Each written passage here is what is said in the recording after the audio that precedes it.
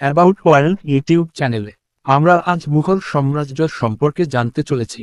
মুঘল সাম্রাজ্য ভারতের ইতিহাসে একটি অত্যন্ত গুরুত্বপূর্ণ অধ্যায়, যা একদিকে যেমন ভারতীয় সংস্কৃতির বিকাশ ঘটায়, তেমনি বিশ্বের ইতিহাসেও এক বিশাল প্রভাব ফেলে।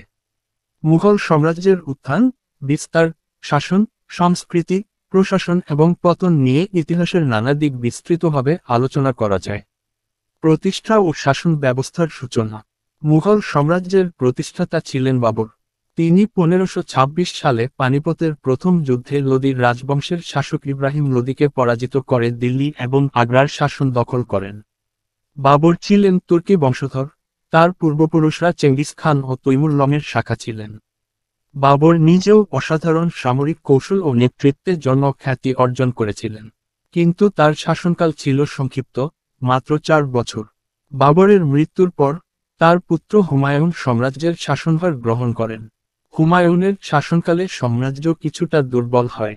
শের শাহ সুরি, যিনি সুর রাজবংশের প্রতিষ্ঠাতা, হুমায়ুনকে পরাজিত করে প্রায় 15 বছর ভারতীয় উপমহাদেশের শাসন করেন। তবে হুমায়ুন 1555 সালে আবার দিল্লি ফিরে আসেন এবং মুঘল সাম্রাজ্য পুনঃপ্রতিষ্ঠা করেন।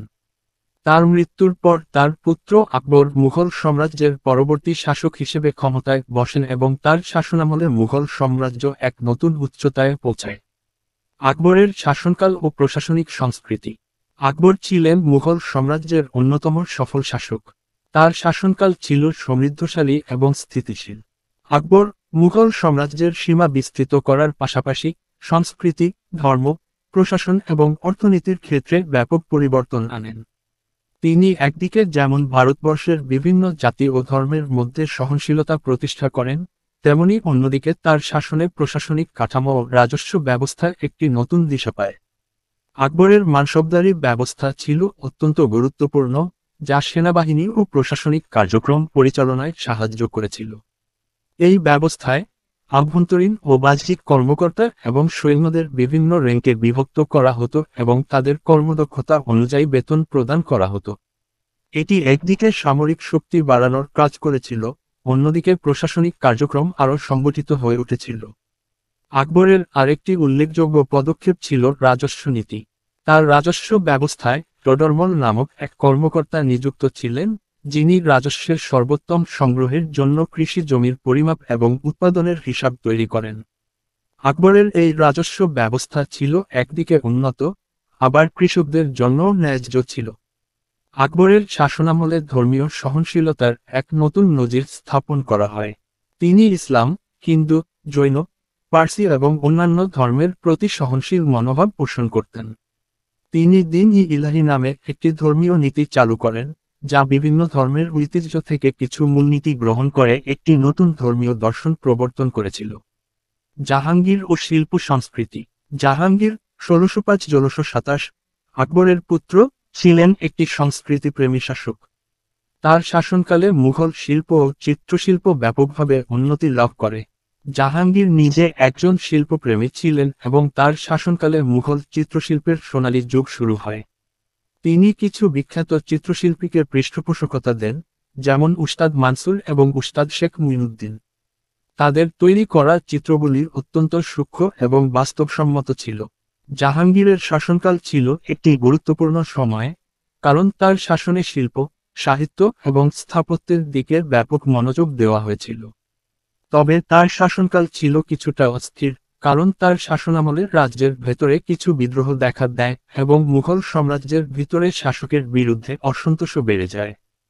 শাহজাহান ও মুঘল স্থাপত্যের সোনালী যুগ। শাহজাহান 1628-1658 ছিলেন মুঘল সাম্রাজ্যের অন্যতম প্রতিভাবান শাসক। তার শাসনকালে মুঘল স্থাপত্য তার সেরা অবস্থানে পৌঁছায়। শাহজাহান সবচেয়ে বেশি পরিচিত তাজমহল নির্মাণের জন্য, যা পৃথিবীর সবচেয়ে বিখ্যাত এবং সুন্দরতম সমাধি স্তম্ভ হিসেবে পরিচিত। এটি নির্মাণ করা হয়েছিল তার প্রিয় স্ত্রী মমতাজ মহলের স্মৃতিতে। তাজমহল শুধুমাত্র একটি স্থাপত্যকীর্তি নয়, এটি মুঘল শিল্পের শ্রেষ্ঠ উদাহরণ এবং বিশ্বের সপ্তাশ্চর্যের একটি। শাহজাহানের শাসনকালে মুঘল সাম্রাজ্য আরও বিস্তৃত হয় এবং প্রশাসনিক কাঠামো আরও শক্তিশালী হয়। তার শাসনকালে তিনি সাম্রাজ্যের ভিতরে সামাজিক শান্তি বজায় রাখতে সক্ষম হন এবং আরও বহু উন্নতি সাধিত হয়।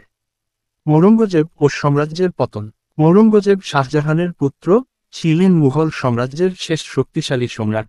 তার শাসনকালে সাম্রাজ্য সর্বোচ্চ বিস্তার লাভ করেছিল। তিনি দক্ষিণ ভারতের অধিকাংশ অংশ এবং ডেকান অঞ্চলে মুঘল শাসন প্রতিষ্ঠা করেন।